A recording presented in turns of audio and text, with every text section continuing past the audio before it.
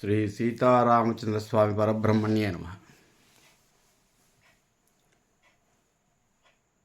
ఆపదామపహత్తారం ధాతారం సర్వసంపద లోకాభిరామం శ్రీరామం భూయో భూయో నమామ్య. భగవద్బంధువులకి, పెద్దలకు, శ్రేయోభిలాషులకు, ప్రజానీకానికి అందరికీ కూడా పితృపక్షాలకు సంబంధించిన ఆశీర్వచనాలు తెలియజేస్తూ ఈరోజు నుంచి పితృపక్షాలు అంటారు. ఈరోజు 19వ తారీఖు నుంచి సెప్టెంబర్ 19 నుంచి అక్టోబర్ 2వ తారీఖు వరకు పితృ అమావాస్య వరకు, పితరమాస అంటారు కదా, అమావాస్య వరకు, పాడ్యమి నుంచి అమావాస్య వరకు ఈ 15 రోజుల్ని పితృపక్షాలు, మహాలయ పితృపక్షాలు అంటారు. పితృదేవతలకు సంబంధించినటువంటి పితృకార్యాలన్నీ ఈ 15 రోజుల్లో నిర్వర్తించవచ్చు. మనకు మాతృదేవో భవ, పితృదేవో భవ, ఆచార్యదేవో భవ, పితృరుణం, మాతృరుణం, గురు రుణం, ఋషి రుణం, దేవరుణం. ఇవి తీర్చలేని, ఏమి చేసినా వీటికి సంబంధించినటువంటి రుణం తీరదు. అంటే అంత మనకు, మన జీవితానికి అంత కావలసినటువంటి వారు. పితృరుణం తీరాలి అంటే పితృదేవతలకు మనం శాంతిని కలిగించాలి. వారికి ఆత్మశాంతిని కలిగిస్తే మనం రుణం తీర్చుకున్న వాళ్ళం అవుతాం. అంటే పితృలోకం అని చెప్పేసి ఒక ప్రత్యేకమైన లోకం ఉంటుందండి. మనకు దేవలోకాలు 7 అని చెప్తారు కదా, దేవలోకాలు 7: భూలోక, భూవర్లోక, సువర్లోక, జనోలోక, మహోలోక, తపోలోక, సత్యలోకాలతో పాటుగా ఒక పితృలోకము ఉంది అన్నట్టుగా మనం భావించబడుతుంది. ఇక్కడ ఎవరు ఉంటారు అంటే పితృదేవతలు, చనిపోయినటువంటి పెద్దలు ఎవరైతే ఉన్నారో వాళ్ళందరూ కూడా సూక్ష్మ రూపంలో ఈ లోకంలో నివసిస్తుంటారు. ఈ లోకంలో నివసిస్తుంటూ మళ్ళీ మానవ జన్మ కోసం ఎదురు చూస్తుంటారు. మన పైన 3 తరాలు, నాన్నగారు, తాతగారు, వాళ్ళ తండ్రి గారు, ఇంకా 4వ తరం కూడా ఉందండి. 4వ తరం కూడా ఎదురు చూస్తుంటారు. వీళ్ళంతా కూడా మళ్ళీ మానవ జన్మ కోసం వెయిట్ చేస్తుంటారు. పునరపి మరణం, పునరపి జననం, పునరపి జననే జఠరేషే అని మనకు ఆది శంకరాచార్యులు గారు చెప్పినట్టుగా పునరపి జననం, మళ్ళీ జన్మెత్తటానికి వీళ్ళు ప్రయత్నం చేస్తుంటారు, వెయిట్ చేస్తుంటారు. అది కూడా మానవ జన్మే కావాలి. ఎందుకయ్యా మానవ జన్మ అంటే అత్యంత తెలివైనటువంటి జన్మ మానవ జన్మ. తర్వాత అన్నము ఏర్పాటు చేసినటువంటి జన్మ. మిగతా జీవులకు ఆహారం ఉంది తప్ప అన్నము లేదు. అన్నం పరబ్రహ్మస్వరూపం. అన్నాన్ని కూడా దైవంగా భావించినటువంటి గొప్ప సంస్కృతి మన సంస్కృతి. అట్లా అన్నాన్ని కూడా కళ్ళకద్దుకొని మనం భోజనం చేస్తాం. ఇంత గొప్ప సంస్కృతి అండి. ఈ అన్నము తినేటువంటి జన్మలో ఎత్తాలని వాళ్ళు చూస్తుంటారు. కాబట్టి పితృదేవతలను మనం శాంతింపజేసినట్టయితే వాళ్ళు తిరిగి మళ్ళీ మనకు మన జన్మ ఎత్తటానికి ఆస్కారం ఇస్తాం. ఎప్పుడు ఇస్తాము అంటే శ్రాద్ధ కర్మలని సక్రమంగా నిర్వర్తిస్తేనే, చాలామంది ఏం చేస్తుంటారంటే ఏదో చనిపోయినప్పుడు 11 రోజులు అది చేస్తారు కార్యక్రమం. తర్వాత ఏదో ఒక నెల మాసికము పెడతారు. తర్వాత సంవత్సరీకము చేస్తారు. కానీ ఆ తర్వాత ఇక చెయ్యరు. ప్రతి సంవత్సరం కూడా పితృదేవతల్ని స్మరించాలి. సంవత్సరానికి ఒక్కరోజు. వాళ్ళ తిథి గుర్తుంటే తిథియో, డేట్ గుర్తుంటే డేటో, మొత్తానికి ఒక సంవత్సరంలో వాళ్ళకి పెద్దలకు పెట్టుకుంటారంటారు కదా, అట్లా పెద్దలకు మనం సమారాధన చేయాలి. అంటే ఆ రోజు పితృతర్పణాలు వదలటము, పిండ ప్రదానం చేయటము, లేకపోతే వాళ్ళకి ఇష్టమైన పదార్థాలు నైవేద్యంగా పెట్టడము, ముఖ్యంగా అన్నదానం చేయటం. అన్నదానము చేస్తేనే పితృదేవతలు తిరిగి మళ్ళీ మనకు మన జన్మ ఎత్తటానికి మనం ఆస్కారాన్ని కలిగిస్తాం. అందుకే అన్నశ్రార్థము అంటారు, ఆమశ్రార్థము అంటాం. కాబట్టి అన్నదానము ప్రశస్తమైనది. అయితే ఈ మహాలయ అమావాస్య వరకు కూడా ఈ 15 రోజుల్లో ఏదో ఒక రోజున మనం పితృదేవతల్ని స్మరణ చేయవచ్చు, పితృతర్పణాలు వదలవచ్చు. అయితే ఇంకా విశేషంగా ఒకవేళ చేయాలి అనుకుంటే మన నాన్నగారు తాతగారు చనిపోయినటువంటి తిథి కానీ గుర్తున్నట్టయితే, పాడ్యమి నుంచి మనకు పౌర్ణమి వరకు కదా, ఆ తిథిలో మామూలుగా సంవత్సరానికి ఒకసారి ఎట్లాగైతే పిండ ప్రదానం చేస్తామో ఆ రోజు పిండ ప్రదానం కూడా చేయవచ్చు. లేదు పిండ ప్రదానాలు వీలు కాదు అని అనుకుంటే ఆమశ్రార్థం అంటే అన్నం దానం చేయటం. ఒక 4 పిలుచుకొని 5 పిలుచుకొని ఎంతో మనకు ఇష్టమైన వాళ్ళని పిలుచుకొని వాళ్ళకు భోజనం పెట్టడం మన పితృదేవతల పేరు మీద. అది కూడా వీలు కాదు, పిలుచుకునే పరిస్థితి లేదు, వంట చేసే పరిస్థితి లేదు. అయితే బియ్యం, కూరగాయలు, పప్పు, ఉప్పు ఒక బ్రాహ్మణుడికి ఇవ్వడం మంచిది. ఎందుకు బ్రాహ్మణుడికి ఇవ్వాలి అంటే, బ్రాహ్మణుడు మనకు సంకల్పం చెప్తాడు. మన పితృదేవతల పేరు చెప్పి సంకల్పం చెప్పి పితృలోక సిద్ధ్యర్థం అని చెప్పేసి ఒక సంకల్పాన్ని చెప్పేసి వాళ్ళ పేరు మీద నాకు ఈ ఆమదానం ఏదైతే ఉందో, ఆమంటే బియ్యము, పప్పు, ఉప్పు నాకు ఇస్తున్నారు, నేను దీన్ని వినియోగించుకోవటం వల్ల వీళ్ళు పితృదేవతల యొక్క ఆత్మలు శాంతిస్తాయి అని చెప్పేసి ఒక మంత్రాన్ని చదువుతారు. కాబట్టి సద్బ్రాహ్మణునికి ఇస్తే మంచిది. అయితే ఈ శ్రాద్ధ కర్మలు చేయని వాళ్ళు ఉంటారు, చాలా సంవత్సరాలు ఇంకా వాళ్ళు చేయరు. కొన్ని కుటుంబాల్లో సంవత్సరానికి ఒకసారి ఆబ్దికం పెట్టుకుంటారు, వాళ్ళు ఓకే, వాళ్ళు కూడా ఈ మహాలయ అమావాస్యలో మళ్ళీ పెట్టుకుంటారు. ఒకవేళ అట్లా మర్చిపోయిన వాళ్ళు, తర్వాత వదిలేసిన వాళ్ళు, అలా చేయకపోతే ఏమవుతుంది అంటే పితృశాపము తగులుతుంది అని చెప్పేసి ఒక ఐతిహ్యం. ఏమిటి ఈ పితృశాపం? ఎవరు పెడతారు? తల్లిదండ్రులు. మనం బతుకున్నప్పుడే పాపం వాళ్ళు మనల్ని ఏమి అనరు, చనిపోయినాక శాపం ఎట్లా పెడతారు? అయితే పితృలోకంలో ఉన్నటువంటి దేవతా రూపాలు శాపగ్రస్తుని చేస్తాయి. ఎవరు ఈ దేవతా రూపం అంటే, మన 4వ తరం దేవతా రూపాన్ని చెందుతుంది. మామూలుగా మనం చనిపోయినప్పుడు ఏం చేస్తామంటే 3 తరాలు ఎట్లాగూ గుర్తుపెట్టుకోవాలి, పితృ, పితామహ, ప్రపితామహ. చనిపోయిన 11వ రోజున మనం సపిండీకరణం అని చెప్పేసి ఒక కార్యక్రమాన్ని చేస్తారు. అంటే మనం పురోహితులు ఏం చేస్తారంటే సపిండీకరణం అని ఒక పిండ సంయోజనం అని చెప్పేసి దానికి పేరు. ఆ సమయంలో 4వ తరం పేరు చెప్పమంటాడు. ఈ 4వ తరం పేరు చెప్పి సంకల్పం చెప్పడం వల్ల ఈ 4వ తరం అంటే పెట్టినటువంటి కర్త కాకుండా 3 తరాలు కాకుండా పై తరం అంటే కర్తతోటి 5వ తరం.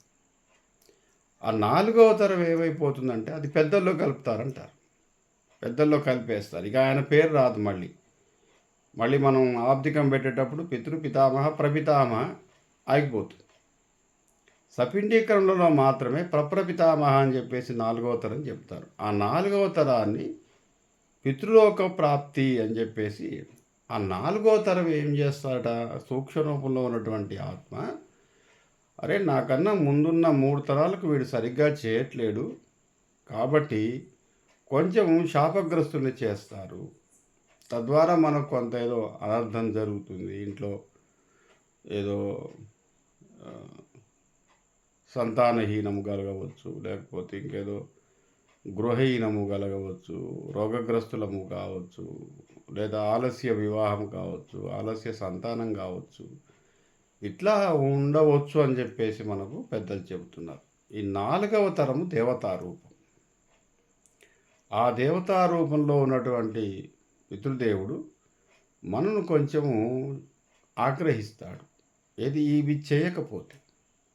కాబట్టి సంవత్సరంలో ఒక్క రోజునైనా ఈ 15 రోజులైనా ఈ 15 రోజులు కూడా వీలు కాకపోతే పితృ అమావాస్య రోజున రేపు అక్టోబర్ 2వ తేదీన మనకు అమావాస్య వస్తుంది. అమావాస్య రోజున పితృ అమావాస్య, దాన్నే పితరమావాస్య. ఆ రోజునైనా మనం పెట్టవచ్చు. శ్రాద్ధ విధి నిర్వచించవచ్చు. తర్పణాలు వదలవచ్చు. ఇష్టబంతిని పెట్టవచ్చు. లేదా బ్రాహ్మణుడికి స్వయం పాకం. ఈ 4 చేయవచ్చు.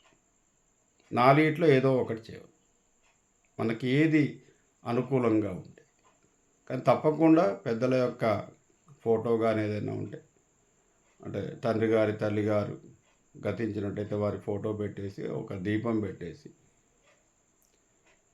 వారికి ఇష్టమైనటువంటి పదార్థాలన్నీ కూడా వారు ఏవైతే బ్రతికుండగా ఇష్టంగా భుజిస్తారో అవన్నీ కూడా నైవేద్యంగా పెట్టేసి అవి మళ్ళీ మనం తినటమో లేకపోతే ఎవరికైనా మనం పిలుచుకున్న వారికి పెట్టడమో చేయాలి. అందుకే మనకు చనిపోయినటువంటి భోజనాన్ని ఇష్టబంతి అంటారు. ఏంటి ఇష్టబంతి ఏంటి? రోజు ఇష్టంగానే తింటున్నాం కదా, ఆ రోజు ఏమిటి? అంటే పితృదేవతలకు ఇష్టమైన బంతి అది. పితృదేవతలకు ఏవైతే ఆహార పదార్థాలు ఇష్టమో అవి ఇష్టబంతి. అయితే ఆ బంతికి వెళ్ళిన వాళ్ళు కూడా ఇష్టంగా తినాలట. పైగా ఒక నియమం కూడా ఉంది దీనికి. ఇష్టబంతిని తిన్న తర్వాత లేదా తినేటప్పుడు ఆ బంతిని, అంటే ఆ భోజనాన్ని ఆక్షేపణ చేయవద్దట. అంటే ఇది బాగలేదు, అది బాగలేదు, కూర సరిగ్గా ఉడకలేదు, లేకపోతే ఏదో పప్పు బాగా చేయలేదు, ఇవేవి మనం అనటానికి వీలే. చాలా ఇష్టంగా తినాలి. ఇష్టబంతిని పెట్టే వాళ్ళకి ఒక బాధ్యత ఉందట. ఏమిటా బాధ్యత? ఎవరేది అడిగినా లేదు అనకుండా పెట్టాలి. మనం ఏదో 4, 2, 3 కూరగాయలు చేస్తాము, చారు ఏదో స్వీట్ చేస్తాం కదా, లేదు నాయన అయిపోయింది అనకూడదట. మరి నిజంగానే అయిపోయింది ఏం చేయాలి? ఉన్నది తీసుకురావాలి. మనమేం అనవద్దు. ఏదో స్వీట్ అడిగాడు, పాయసం అడిగాడు ఒక అతను. అంటే ఒకసారి తిన్నాడు, 2 సార్లు మూడోసారి కూడా పాయసం అడిగాడు. వాస్తవంగా పాయసం అయిపోయింది. ఇప్పుడు ఎట్లా లేదు అనాలిగా మరి, కానీ అనకూడదట. పాయసం బదులు ఏదో ఒక గారె తీసుకుపోవాలి. అప్పుడు అతనికి అర్థమవుతుంది, ఓ పాయసం అయిపోయినట్టుంది, ఇంకేదో ఉన్నది తీసుకొచ్చారు కాబట్టి అది ఇష్టమైతే వేసుకుంటాడు, లేకపోతే నాకు చాలు అంటాడు. కాబట్టి లేదు అయిపోయింది అనవద్దు ఇష్టబంతి. అట్లాగే తినేవాళ్ళు కూడా ఇది బాగలేదు, ఇది సంతృప్తిగా లేదు అని చెప్పేసి అనకూడదు. అట్లా అనటం వల్ల ఆత్మ శాంతించదు అని చెప్పేసి మనకు ఒకటి. తర్వాత ఇష్టబంతికి ఇష్టిబంతి. వాస్తవంగా ఇష్టి అంటే యజ్ఞం. పితృయజ్ఞాన్ని చేసి ఉన్నాడు అతను. యజ్ఞ ప్రసాదం ఎంత పవిత్రమో ఇష్టబంతి కూడా అంతే పవిత్రమైన భోజనం అది. వాస్తవంగా చాలామంది చనిపోయినటువంటి భోజనాన్ని చేయట్లేరు, కానీ అది తప్పు. అదేం చెడు కాదు, మంచి. ఆత్మ శాంతించటానికి మనం ఉపయోగపడుతున్నాం. ఆ భోజనాన్ని తప్పకుండా చేయాలి. ఇంకా శుభాలకు వెళ్ళి భోజనం చేయకపోయినా పర్వాలేదు, అశుభానికి వెళ్ళావంటే భోజనం చేయాల్సిందే. అది నియమం. అట్లా అశుభానికి వచ్చి భోజనం చేయకుండా వెళితే ఆత్మ శాంతించదు. పైగా ఆగ్రహిస్తుంది. వెళతారు కానీ కొంతమంది తినకుండా వస్తారు. ఏదో కట్నం అంటాడు, అదేదో చదివిస్తాడు, వచ్చేస్తాడు. నేను ఈ భోజనం చేయనండి అంటాడు. చేయకపోతే వెళ్ళవద్దు. అసలు తర్వాత వెళ్ళు ఎప్పుడైనా. ఏదో మిత్రుడి తండ్రి గారు గతించారు, తర్వాత వెళ్ళు. ఆ రోజు వెళ్ళి వాడికేదో చదివించేసి ఆ భోజనం చేయకుండా రావటం అనేది అది శాస్త్రబద్ధము కాదు, ఆత్మ శాంతించదు. పైగా తెలుసుకున్న తర్వాత మిత్రుడు కూడా బాధపడతాడు, అరే వీడు వచ్చి తినకుండా పోయాడు. కాబట్టి మనం ఇష్టబంతిని ఇష్టంగా పెట్టాలి, అందరినీ పిలిచి భోజనం పెట్టాలి. లేదా ఏదైనా బ్రాహ్మణుడికి స్వయం పాక దానం ఇవ్వండి. ఇట్లా ఫోటో పెట్టుకొని దీపం పెట్టుకోండి, వారి ఇష్టమైన పదార్థాలు అక్కడ పెట్టేయండి. దానివల్ల వారి ఆత్మ శాంతిస్తుంది, పితృదేవతలు శాంతిస్తారు. దీనివల్ల పితృదేవతలు మళ్ళీ పునర్జన్మ, మానవ జన్మ ఎత్తే అవకాశం ఉంటుంది. మన పురాణాలు చెబుతున్నాయి. తర్వాత మనకేంటంటే ఒక కృతజ్ఞతాభావం. మన మూలాల్ని మర్చిపోవద్దు. కనీసం 3 తరాలని గుర్తుపెట్టుకోవాలి. తండ్రి గారు, తాతగారు, వాళ్ళ నాన్నగారు, ఈ 3 తరాలను గుర్తుపెట్టుకోవాలి. అంటే కృతజ్ఞతాభావం, ఒక గ్రాటిట్యూడ్. మనం ఇవాళ ఇలా ఉన్నామంటే వాళ్ళే కదా, అమ్మ నాన్నే కదా. అమ్మ నాన్న ఉన్నారంటే వాళ్ళ తండ్రి గారే కదా. కాబట్టి ఈ మహాలయ పక్షం దినాల్లో 15 రోజులు కూడా అంటే గతించిన వారందరికీ తర్పణాలు వదలొచ్చండి. ఇదొక సౌకర్యం. అంటే మనకు పేర్లు తెలిసి ఉన్న వాళ్ళ గోత్రాలు తెలిసి ఉన్న ఎంతమంది గతించిన వాళ్ళు ఉన్నారు, చనిపోయిన వాళ్ళు అంతమందికి తర్పణాలు మన వాళ్ళకు వదలవచ్చు. మిత్రులకు, మన ప్రాణమిత్రులు ఎవరైనా చనిపోయి ఉన్నట్టయితే వారికి తర్పణలు. మన గురువులు, మనకు చదువు చెప్పిన గురువులు ఎవరైనా గతించి ఉన్నట్టయితే వాళ్ళ పేరు చెప్పి తర్పణాలు వదలవచ్చు. గురుపత్ని, తర్వాత సోదరుడి సంబంధించినటువంటి పాలి వాళ్ళు అంటారు కదా, వాళ్ళకు సంబంధించిన ఎవరైనా చనిపోయిన వాళ్ళందరి పేర్లు మనం చదవచ్చు. ఈ మహాలయ పక్షం రోజుల్లో ఎవరైనా బ్రాహ్మణుని ఇంటికి పిలుచుకొని కానీ, లేదా బ్రాహ్మణుని ఇంటికి మీరు పోయి కానీ అట్లా ఇచ్చే అవకాశం. అదేవిధంగా మా గ్రామంలో కూడా ఎవరైనా పిలిస్తే ఇంటికి వస్తాను, సంకల్పం చెప్తానమ్మా, తప్పకుండా తర్పణాలు వదిలిస్తాను. లేదా మా ఇంటికి రాగలిగితే మా ఇంటికి, లేదా దూర ప్రాంతంలో ఉన్నటువంటి మిత్రులు ఉన్నారు, ఒకవేళ నేను ఆన్లైన్లో కూడా సంకల్పం చెప్తాను. అంటే వాట్సాప్ కాల్లో మీరు ఆ టైం ఇచ్చినట్టయితే ఆ టైంకి నేను సంకల్పం చెప్తాను. మీరు ఏ విధంగా శ్రాద్ధ విధిని చేయాలి, మొత్తం ఒక 15 నిమిషాల కన్నా ఎక్కువ ఉండదు.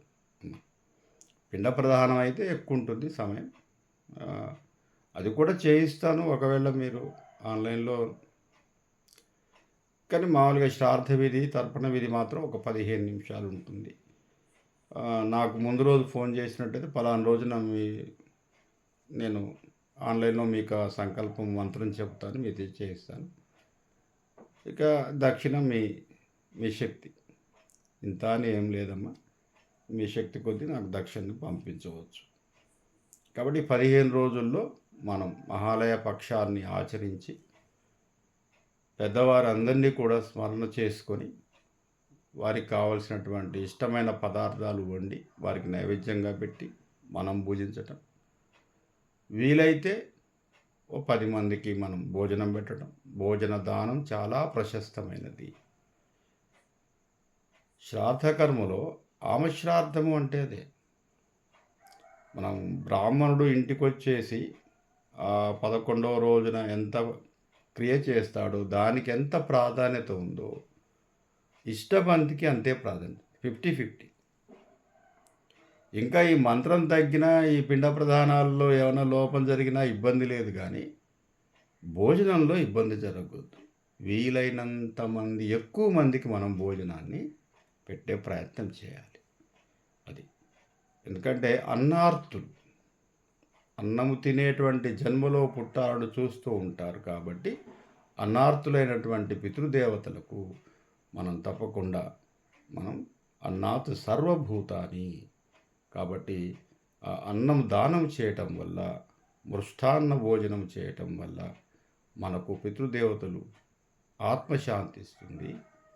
ఈ పితృదేవత లోకంలో ఉన్నటువంటి ఎవరు ఆగ్రహించకుండా, ఎవరు మనల్ని శాపగ్రస్తులు చేయకుండా, పితృశాపాలు తగలకుండా మనం హాయిగా ఉండగలుగుతాము. కాబట్టి అందరూ కూడా ఈ విధంగా ఆచరించండి. ఒకవేళ నా కాంటాక్ట్ నెంబర్ 9490567989, 9490567989. నాకు ఫోన్ చేసి ఈ విధంగా తర్పణం వదలాలి అయ్యగారు అంటే తప్పకుండా నేను మీ టైం కానీ లేదా నాకున్నటువంటి టైం కానీ ఇస్తాను. ఆ టైంకి మీరు అరేంజ్ చేసుకోండి. సంకల్పం చెప్తాను, శ్రాద్ధ విధిని నేను చేయిస్తాను. కాబట్టి తప్పకుండా ఈ మహాలయ పక్షాల్లో శ్రద్ధాయాం క్రియతే. శ్రాద్ధం అంటే శ్రద్ధగా చేసేది, చాలా శ్రద్ధగా చేయాలి. పూజ అయినా కానీ మనం నిర్లక్ష్యంగా చేసిన, దైవారాధన నిర్లక్ష్యంగా చేసిన దేవుడు క్షమిస్తాడు, ఆయన మనల్ని అర్థం చేసుకుంటాడు. కానీ పితృదేవతలకు చేసేటటువంటి క్రియలు ఎటువంటి నిర్లిప్తత పనికిరాదు. చాలా శ్రద్ధగా, చాలా హాయిగా, చాలా ఇష్టంగా, చాలా ప్రేమగా చేసినట్టయితే వారి ఆత్మ శాంతించడమే కాదు, ఆ పుణ్య ఫలం మనకు దక్కుతుంది. వాళ్ళకు ఆత్మ శాంతిస్తుంది, మనకు పుణ్యఫలం అంతా మనదే. ఈ క్రియ చేసినందుకు వచ్చేటటువంటి ఫలితం ఏదైతే ఉందో అది మళ్ళీ మన ముందు తరాలకు, మన కొడుక్కి, మన మనవడికి, ఆ తర్వాత వాడికి మళ్ళీ ఒక 4 తరాలు ఈ మనం చేసినటువంటి కార్యసిద్ధి. కాబట్టి ఆ విధంగా నిర్వర్తించి అందరూ కూడా సుఖశాంతులతో ఉండాలని కోరుకుంటూ, స్వస్తి ప్రజాభ్య పరిపాలయంతాం న్యాయేన మార్గేణ మహిమహీష, గోబ్రాహ్మణేభ్య శుభమస్తు నిత్యం. లోకా సమస్తా సుఖినో భవంతు. లోకా సమస్తా సుఖినో భవంతు. స్వస్తి.